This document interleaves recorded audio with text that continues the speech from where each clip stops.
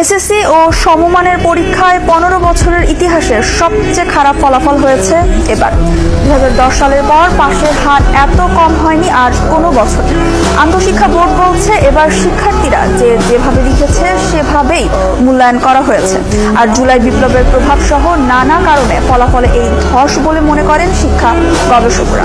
পরীক্ষা ও মূল্যায়ন পদ্ধতি নিয়ে ভাবারও তাগিদ তাদের।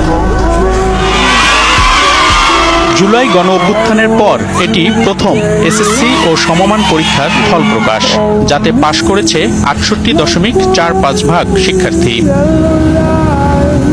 এবার মোট পরীক্ষার্থী ছিল 19,04,086 জন, যার মধ্যে 6,06,60 জন পরীক্ষার্থী ফেল করেছে। পর্যালোচনায় দেখা গেছে গত 15 বছরের মধ্যে এবারই সবচেয়ে খারাপ ফল।